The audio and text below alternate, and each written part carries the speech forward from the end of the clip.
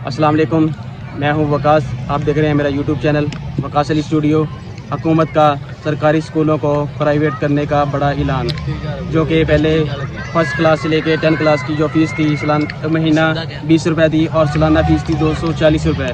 अब फर्स्ट से लेके 5 क्लास तक उन लोगों ने फ़ीस सालाना 3000 रुपये कर दी है और 6 क्लास से लेके 8 क्लास तक उन लोगों ने 5000 फ़ीस कर दी है और 9th-10th की फ़ीस 10,000 से 15,000 के राउंड अबाउट कर दी है। तो इसके बारे में लोगों की क्या राय है, हम पूछते हैं। अस्सलाम वालेकुम। वालेकुम सलाम। भाई, आपका नेम? अब्दुल्ला।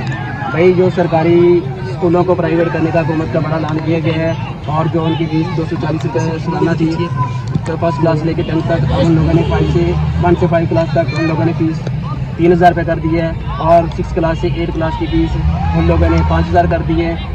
9 और 10 की फ़ीस 10,000 से 15,000 के राउंड पर कर दी है।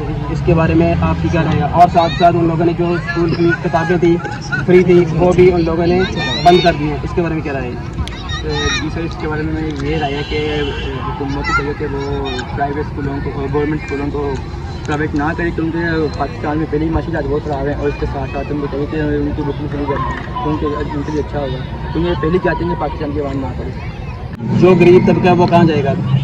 ये जो भी तबका है वो इंतजार करें, यही हो सकता है ज़्यादातर। इसलिए पाकिस्तानी हुकूमत के लिए राय ले रही है, ऐसा तो कुछ नहीं हो सकता। अब हम भाई एक रोड पे और हुकूमत के बारे में इंतजार कर रहे हैं, ऐसा क्यों कर रही है?